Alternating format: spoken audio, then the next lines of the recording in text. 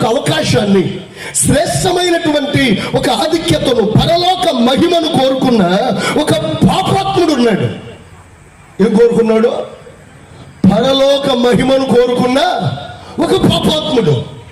ఇక నా ప్రసంగంలోకి వెళ్తాను. చూడండి, మనకి అందరికి పరిచయమైన మాటలే, కొత్త మాటలు మీకేం చెప్పను కానీ మీకు పరిచయమైన మాటలు జ్ఞాపకం చేస్తాను. లూకా సువార్త 23వ అధ్యాయము 39వ వచనం నుండి 43వ వచనం వరకు. వేలాడవేయబడిన ఆ నేరస్తులలో ఒకడు ఆయనను దూషించుచు, నీవు క్రీస్తువు కదా, నిన్ను నీవు రక్షించుకొనుము, మమ్మును కూడా రక్షించుమని చెప్పెను. అయితే రెండవ వాడు వాడిని గద్దించి, నీవు అదే శిక్షా విధిలో ఉన్నావు గనుక దేవునికి భయపడవా? మనకైతే ఇది న్యాయమే.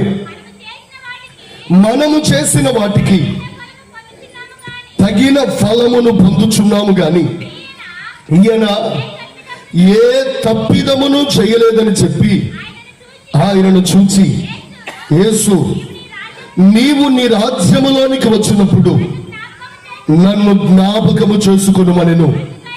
అందుకు ఆయన వానితో, నేడు నీవు నాతో కూడా పరదైసులో ఉందువని నిశ్చయముగా నీతో చెప్పుచున్నాను నేను.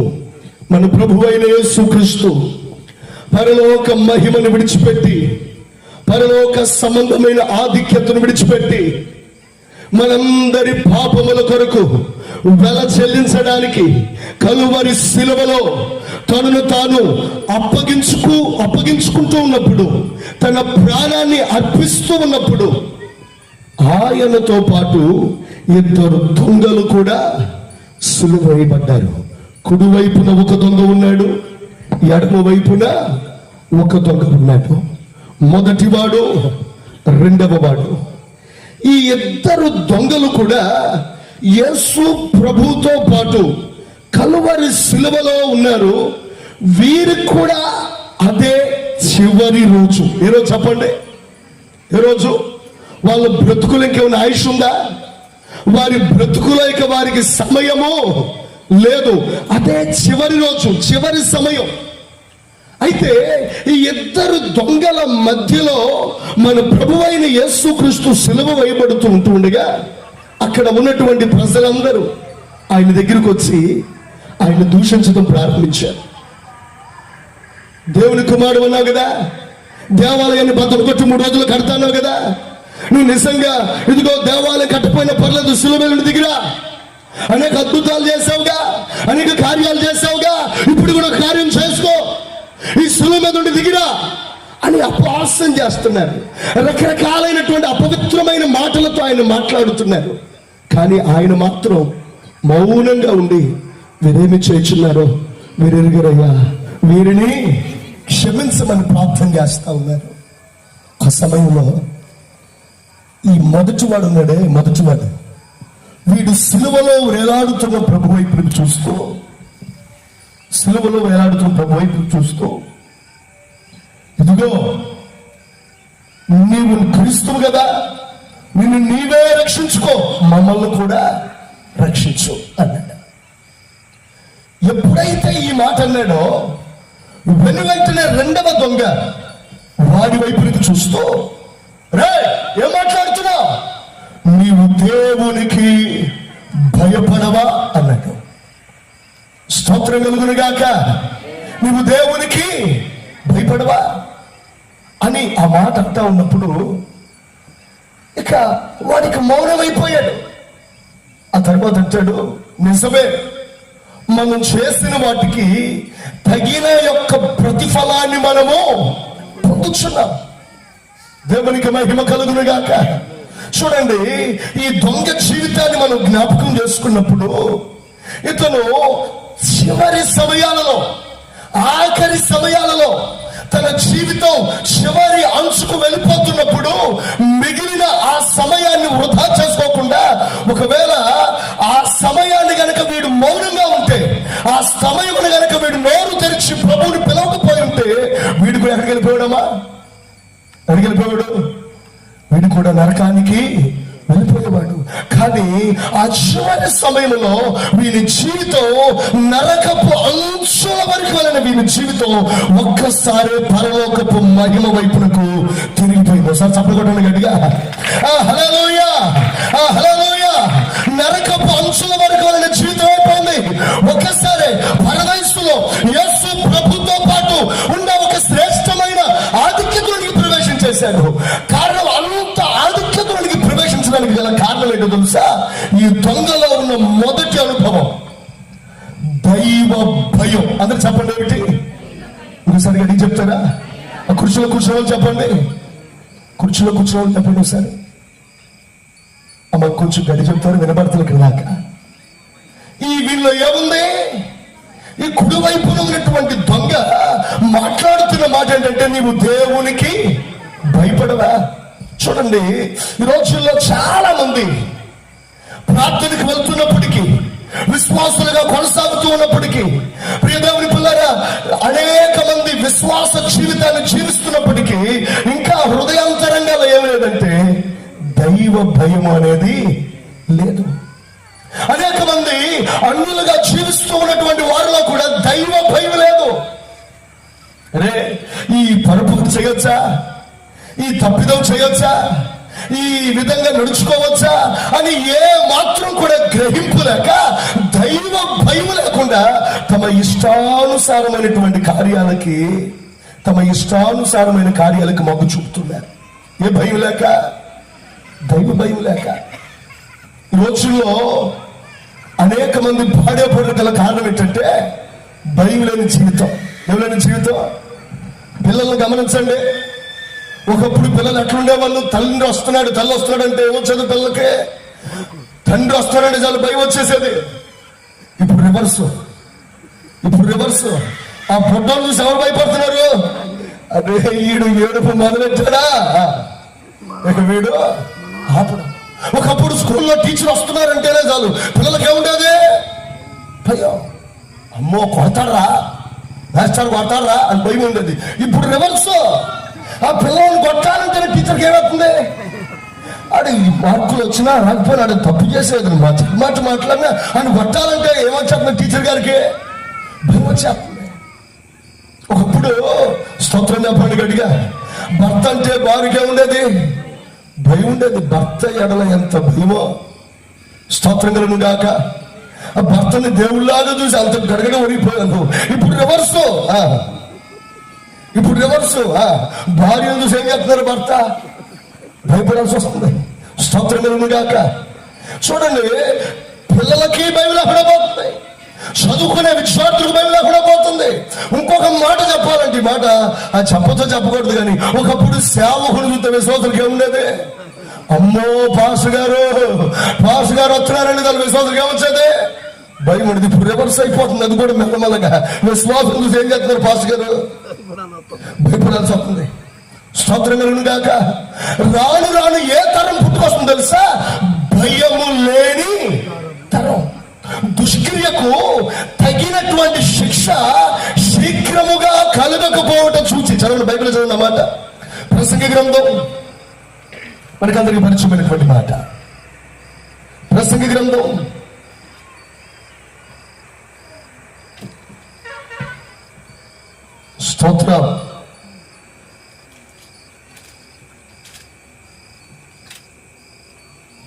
7వ అధ్యాయం 29వ వచనం చదవండి.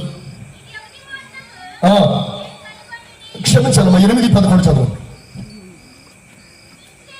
దుష్క్రియకు తగిన శిక్ష శీఘ్రముగా కలగకపోవటం చూసి మనుష్యులు భయము విడిచి హృదయపూర్వకముగా, పాపానికి శిక్ష రావట్లా, దుష్క్రియకు తగిన శిక్ష వెను వెంటనే కలగట్లేదని మనుషులు ఏం విడిచిపెట్టేశారట? భయాన్ని విడిచిపెట్టేసి హృదయపూర్వకంగా దుష్క్రియలు చేసుకుంటూ పోతున్నారు. భయం లేని జీవితాల్లోనికి దిగజారిపోతా ఉన్నారు. అయితే నా ప్రియమైన దేవుని పిల్లరా, ఈ కుడివైపు దొంగలో ఇప్పుడు మాట్లాడుతున్న ఒక మాట ఏంటో తెలుసా? ఇదిగో నీవు దేవునికి భయపడవా. దేవునికి మహిమ కలుగును గాక. నా ప్రియమైన దేవుని పిల్లరా, ఆయన ఎల్లప్పుడూ మనం చూస్తున్నాడు, ఎల్లప్పుడూ మనం చూస్తున్నాడు. వాని క్రియల చొప్పున ప్రతి వారికి దేవుడు జీతం ఇచ్చేవాడు. నిశ్చయంగా ఆయనను బట్టి దైవ భయము మన హృదయాలలో కలుగునుగాక. ఆదిమ సంఘం అంతకంతకు అభివృద్ధి చెందడానికి, ఆదిమ సంఘం అంతకంతకు విస్తరించడానికి కారణం తెలుసా? ఆదిమ సంఘంలో ఏముందంటే దైవ భయం ఉంది. ఏమో చెప్పండి, ఆదిమ సంఘంలో దైవ భయం. కానీ ఈ రోజున మనము భయపడవలసిన వారికి భయపడట్లా, భయపడవలసిన విషయాలకు మనం భయపడట్లేదు.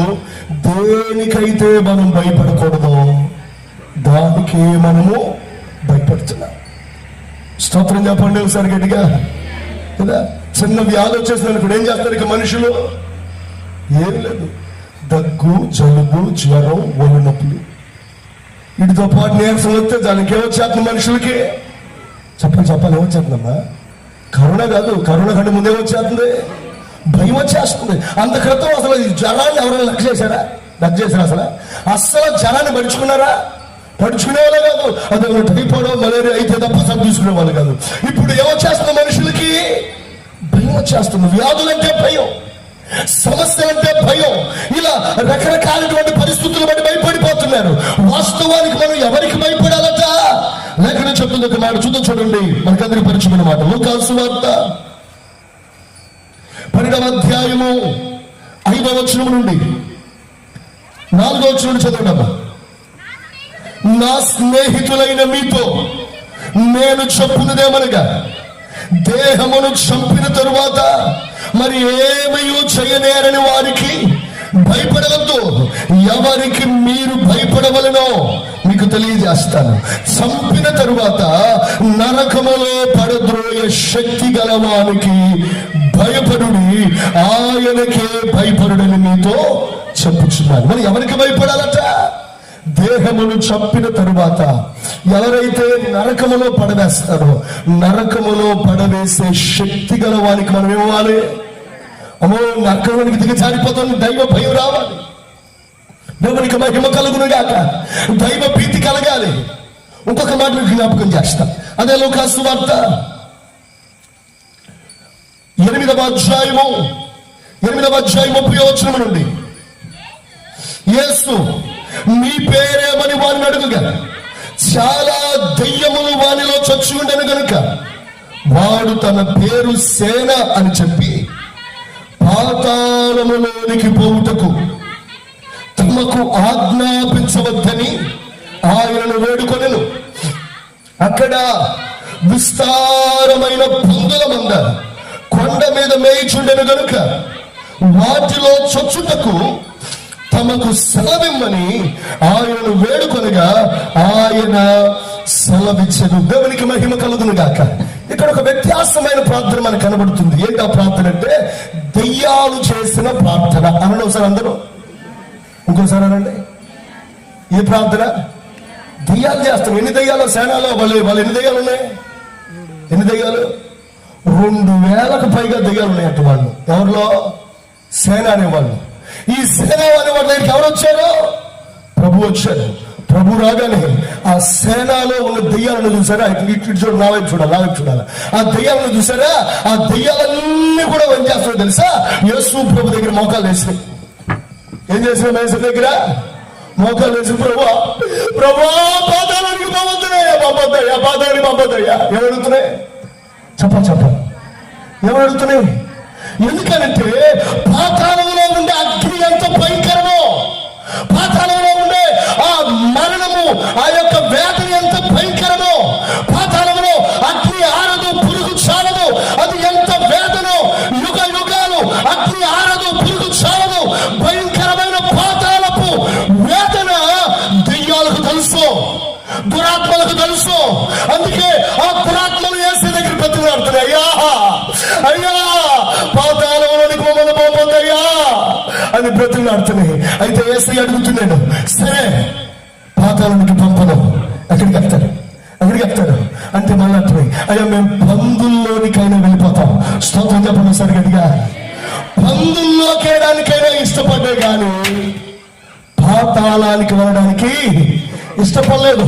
ఈ రోజున నా ప్రియ దేవుని పిల్లలారా, ఎవరికి మీరు భయపడాలో తెలుసా? దేహాన్ని చంపేవారి కాదు, దేహాన్ని చంపే రోగాలకు కాదు, దేహాన్ని చంపే డబ్బు కాదు, దేహాన్ని చంపేటువంటి పరిస్థితులకు కాదు, దేహాన్ని చంపేటువంటి ఈ లోక సంబంధమైన లౌకికమైన వాటికి కాదు. ఈ దేహాన్ని చంపిన తరువాత ఈ ఆత్మను నరకములో పడవేసే శక్తి గల వానికి మీరు భయపడాలి. ఆయనకు మాత్రమే మీరు భయపడాలి. దేవునికి మహిమ కలుగునుగాక. హల్లెలూయా. నేను అనుకుంటాను, ఈ వాక్యం చదవడం నాకు అనిపించింది, ఒకవేళ రక్షణ పొందడానికి దేవుడు దెయ్యాలకు అవకాశం ఇస్తే గనక, మారు మనసు పొంది పరలోకం చేయడానికి దెయ్యాలకు దేవుడు అవకాశం ఇస్తే గనక, మొత్తం దెయ్యాలన్నీ క్రూగట్టి బాప్తిసం తీసుకుంటాయి. ఒకసారి చెప్పుకోవటండి, ఒకసారి గట్టిగా. హల్లెలూయా. అయ్యాన్ని చూసుకోండి. ఇప్పుడు చూడండి, అవి అడుగుతున్నాయి ఏమని? అయ్యా, మమ్మల్ని పాతాళానికి పంపొద్దు. ఎక్కడికి వెళ్తాం? పందుల్లోకైనా వెళ్తాం. ఈ రోజున చాలా మందికి నరకం అంటే అలవాటు అయిపోతుందా? ఏంటి? పాతాళం ఉందిరా అబ్బాయి, నరకం ఉందిరా అబ్బాయి, నమ్మి భక్తిసం పొందినవాడు రక్షించబడతాడు, నమ్మని వానికి శిక్ష విధించబడుతుంది. ఈ జీవితం కొంతకాలమే, మారు మనసు పొందు, దేవుని రాజ్యానికి వెళ్తావు, దేవుని చూస్తావు. అబ్బాయి ఇవన్నీ మాకు అక్కర్లా, మేము తిన్నామా, తాగామా, సంతోషించామా? చూడండి, ఈ దెయ్యాలు కూడా వేడుకుంటున్నాయి దేవుని ఏమని? పాతాళానికి మమ్మల్ని పంపొద్దయ్యా. అక్కడికి పాతాళానికి పంపొద్దు, పందుల్లోకి మేము వెళ్తాం, పందుల్లో నేను నివసిస్తాను. చూడండి నా ప్రియమైన దేవుని పిల్లరా, ఈ రోజు నేను నా జీవితంలో ఈ తీర్మానం, ఈ నిబంధన, ఈ కుడివైపున ఉన్న దొంగ మాట్లాడుతున్న మాట, నీవు దేవునికి భయపడవా? స్తోత్రం కలుగును గాక. అందరికి సార్ నా వైపు చూడండి. ఆల్రెడీ మీలో కొంతమందికి 30 ఏళ్ళు వచ్చేసాయి, ఆల్రెడీ మీలో కొంతమందికి 50 ఏళ్ళు వచ్చేసాయి, ఆల్రెడీ కొంతమందికి 60 ఏళ్ళు వచ్చేసాయి. మీరు మీలో ఈ రాత్రి ఒక భయం పెట్టాలని చెప్తున్నారు అంతే. ఇక మా అయితే ఇంకో 10 ఏళ్ళేమో, ఎన్నెళ్ళు? మా అయితే ఇంకో 20 ఏళ్ళేనేమో. సంవత్సరం ఇక 60 ఏళ్ళు దాటిన కానీ మా అయితే ఇంకొక ఏ దినం ఏం జరుగుతుందో తెలీదు. ఒకవేళ వెళ్ళిపోతే గనక నీ కమ్మీ అక్కడికే. పాతాళమా, దేవుని రాజ్యమా? దెయ్యాలు కూడా వెళ్ళడానికి ఇష్టపడని పాతాళమా, యుగ యుగాలు ఆనందించేటువంటి దేవుని రాజ్యమా? ఆ పాతాళంలో వినబడే కేకలు, ప్రియ దేవుని పిల్లరా, ఆ పాతాళంలో వినబడేటువంటి ఆ పరిస్థితులు, ఆ కేకలు, ఆ వేదన, ఆర్తనాదం. నా వైపు చూడండి. ఒక 10 సంవత్సరాలు కాదు ఆ వేదన, ఒక 50 సంవత్సరాలు కాదు, 100 సంవత్సరాలు కాదు, 500 సంవత్సరాలు కాదు, 1000 సంవత్సరాలు కాదు, 10,000 సంవత్సరాలు కాదు, 1,00,000 సంవత్సరాలు కాదు. ఒకవేళ పొరపాటున నీ భక్తి సరిలేక, నీ విశ్వాసం సరిలేక, ఇష్టానుసారంగా జీవించి విలువైన దేవుని వాక్కు నిర్లక్ష్యం చేసి పాతాళానికి దిగిపోయావా, కొన్ని వేల సంవత్సరాలు, యుగ యుగాలు త్రాగడానికి చుక్క నీరు కూడా దొరకని పరిస్థితి, తాగడానికి చుక్క నీరు కూడా దొరకని పరిస్థితి, అల్లల్లాడిపోయే పరిస్థితి. అందుకే ఆ స్థితి అంతా ఆ దురాత్మలకి, ఆ సేనాపతికి తెలుసు. అందుకే ఆ సేనాపతి, అయ్యా మమ్మల్ని పాతాళానికి పంపొద్దయ్యా, మేము పందులోకి పోతాం, మమ్మల్ని పాతాళానికి పంపుతాం. రోజున ఇటు దైవ భయం అనుకుందా? ఇటు దైవ భీతి మనం కలిగి ఉన్నామా? దేవునికి భయపడి దైవ జనుడి మాటకు నీవు లోబడుదువుగాక. దేవునికి భయపడి దేవుని వాక్యమునకు లోబడుదువుగాక. దేవుని వాక్యమునకు నువ్వు విధేయత చూపుదువుగాక. ఆమేన్. హల్లెలూయా, హల్లెలూయా. అందుకే ఈ కుడివైపున ఉన్న దొంగ వారిని వేస్తున్న ప్రశ్న ఏంటి? మొదటి ప్రశ్న అంటే, ఇదిగో నువ్వు దేవునికి భయపడవా? దైవ భయం నీకు ఉందా అని అంటాడు. రెండవది, నిజమే, మనము చేసిన వాటికి మనం తగిన ప్రతిఫలము మనము పొందుతున్నాం. మనం చేశాం, ఒకప్పుడు ఇష్టానుసారంగా నడిచాం, ఇష్టానుసారంగా జీవించాం, ఇష్టానుసారంగా బ్రతికాం. మనం చేసిన వాటికి తగిన ప్రతిఫలం మనం పొందుతున్నాం. ఏమిటి అంటే, రెండవ మాట పశ్చాత్తాపం. స్తోత్రం చెప్పండి గట్టిగా. మొదటి మాట ఏంటమ్మా? మొదటి మాట దైవ భయం. రెండవ మాట ఏంటంటే పశ్చాత్తాపం. వీడు అంటాడేమని, చేసిన వాటికి నేను ప్రతిఫలాన్ని పొందుతున్నాను. నేను చేశాను. ఈ రోజున దేవుని ఎదుట ఒప్పుకోలు చేయవలసి వచ్చినప్పుడు నీవు ఒప్పుకోలు చేయడానికి ఏ మాత్రము వెన్నుతీయకుందువుగాక. ఎందుకనగా ఆయన ఎదుట మనం పాపములను మనం ఒప్పుకొని ఎడల ఆయన ఎవరట, నమ్మదగిన వాడు, నీతిమంతుడు. యేసు రక్తము సమృద్ధిగా ఉంది. ఆయన రక్తము ప్రతి పాపములను కూడా మనల్ని పవిత్రులుగా చేస్తుంది. యేసు రక్తం సమృద్ధిగా మన కొరకు ఉంది. పిల్లరా, ఒప్పుకోలు మనకు కావాలి. ప్రైజ్లా. ఆ సమయం అయిపోతా ఉంది. వాడికి తను చేసిన వాడికి పశ్చాత్తాపడుతూ ఉంది. మేము బైబిల్ కాలేజీలో ఉన్నప్పుడు నేను, స్టీఫెను, యాకోబు, అలాగే జాన్ గారు, ఇలా మేమందరం బైబిల్ కాలేజీలో 2014లో ఇండియా పెంతెకోస్తు దేవుని సంఘంలో తరబిదు పొందుతా ఉన్నప్పుడు నాకు తెలిసిన ఒక ఫ్యామిలీ, ఆ ఫ్యామిలీలో ఒక ముసలాయన ఉన్నాడు.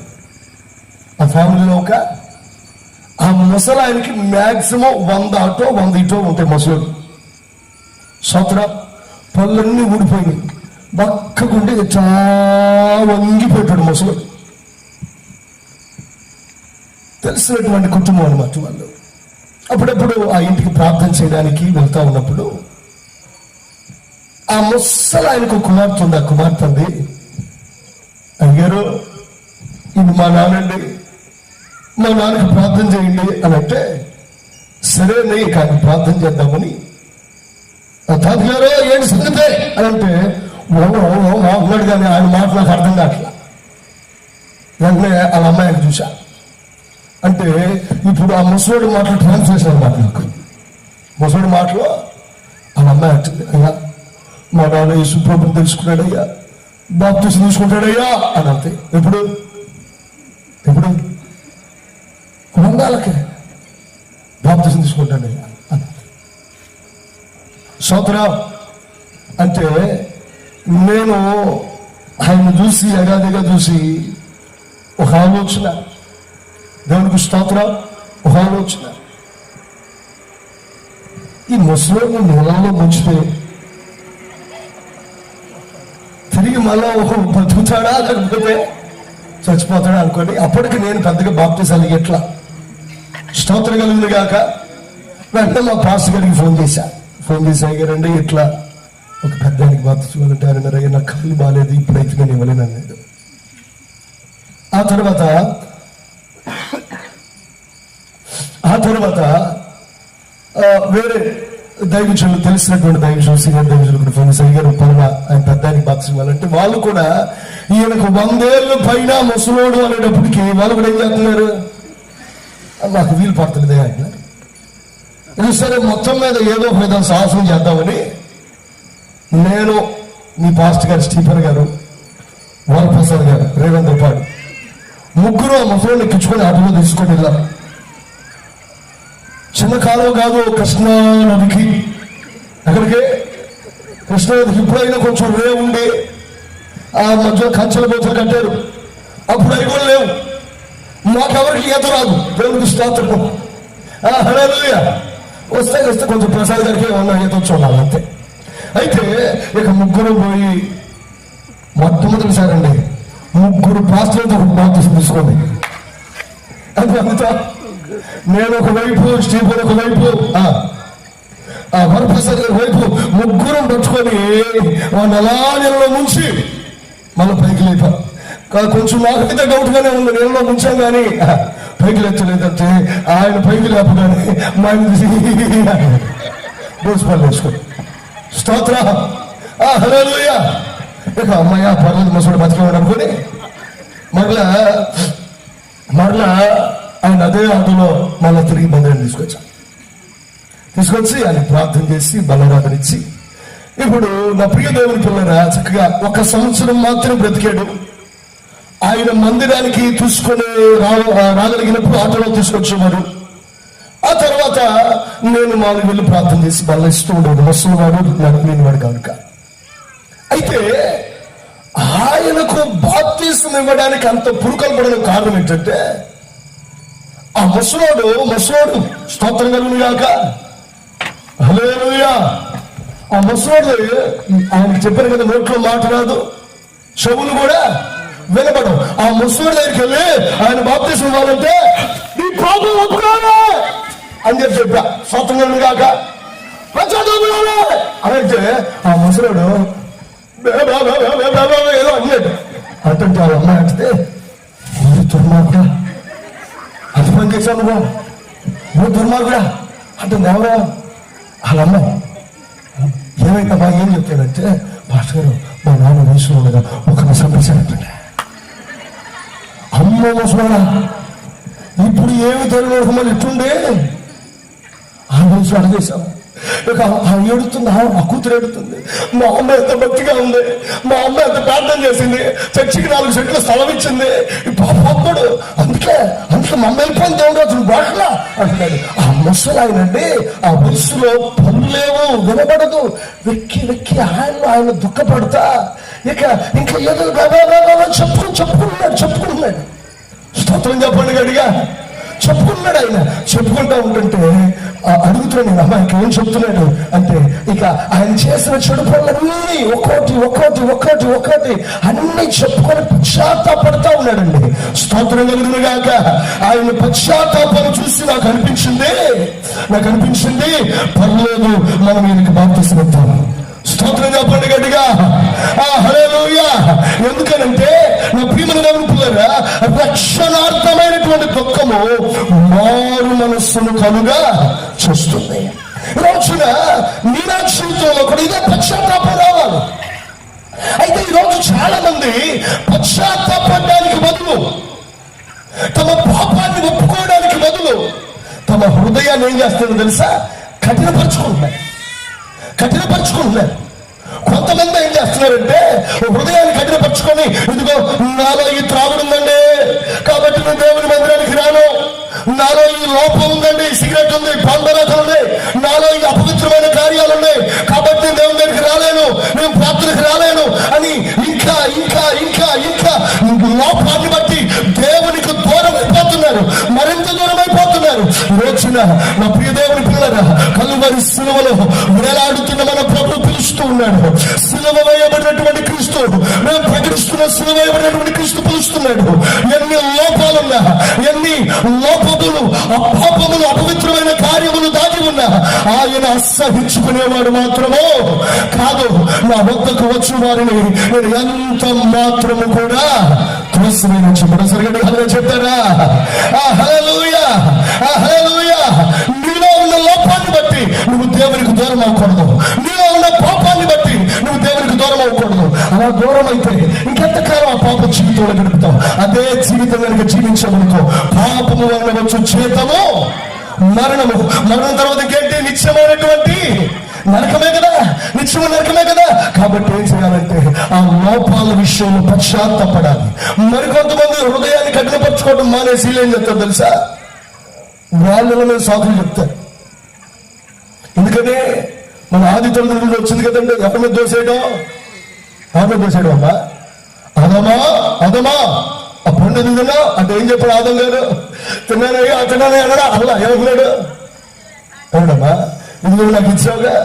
కొంతమంది అంతే, పురుషులకి ఎవరి లోకం అంటూ బాగా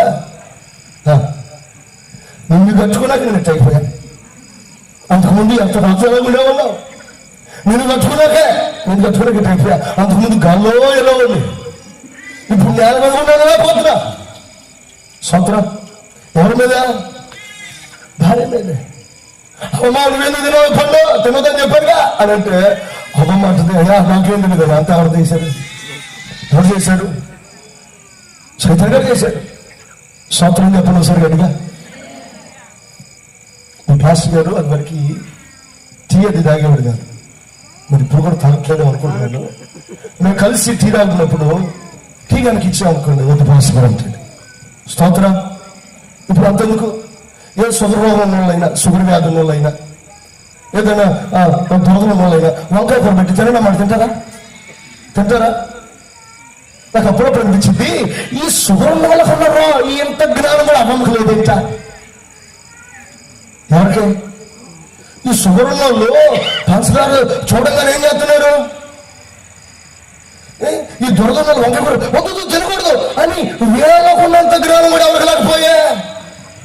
ఒకవేళ ఆ రోజు కనుక స్తోత్రం కాక ఎందుకు తినొద్దంటే డాక్టర్ గారు చెప్పారు, డాక్టర్ గారు మా తినొద్దా అని మనం ఏం చేస్తాం? డాక్టర్ గారు ఏదన్నా తినొద్దు అనుకుంటే సార్ ఏం చేస్తాం? దాని జోలికి పోతావా? దాని జోలికి పోవు. అవ్వడానికి ఎంత జ్ఞానం కూడా లేక నచ్చిపోయింది. స్తోత్రం కాక ఒకవేళ ఆ రోజు ఇదిగో దేవుడు తినొద్దని చెప్పాడు, దేవుడు వద్దని చెప్పాడు అని హవ్వ ఆ రోజు కనుక ఆ పండు తినకుండా ఉంటే కనుక ప్రపంచం యొక్క భవిష్యత్తు మరొక విధంగా ఉండేదేమో. స్తోత్రం కలుగునుగాక. హల్లెలూయా, హల్లెలూయా. కానీ దేవుడు వారిని ప్రశ్నించడానికి కారణం ఏంటంటే వారిలో పశ్చాత్తాపం ఉందిదేమో, పశ్చాత్తాపమైన కనబడిద్దామో అని ప్రభు వారిని చూశారు కానీ వారిలో సాకులే ఉన్నాయి కానీ ఏం లేదు, పశ్చాత్తాపం లేదు. నా ప్రియమైన దేవుని పోలరా, దేవుడు సాకులు చెప్పేవాడికట క్షమాపణ ఎన్నడూ దేవుని దగ్గర దొరకదట. కాబట్టి ఎప్పుడు కూడా దేవుని దగ్గరికి వచ్చినప్పుడు యథార్థంగా దేవుని దగ్గర పశ్చాత్తాపడాలి, యథార్థంగా దేవుని దగ్గర ఒప్పుకోవాలి. అయ్యా అందుకనే కదా సుంకరి దేవుని దగ్గరికి వచ్చి ఒప్పుకున్నాడు, దేవా పాపిని నన్ను కరుణించు అని యథార్థమైన ఒప్పుకోలు చేసినప్పుడు, యథార్థమైన పశ్చాత్తాపం కలిగి ఉన్నప్పుడు నిశ్చయముగా దేవుడు సుంకరిని నీతిమంతుడిగా తీర్చాడు. నీ ఒప్పుకోలు నిన్ను నీతిమంతురాలుగా తీరుస్తుంది, నీ ఒప్పుకోలు నిన్ను నీతిమంతుడిగా తీరుస్తుంది.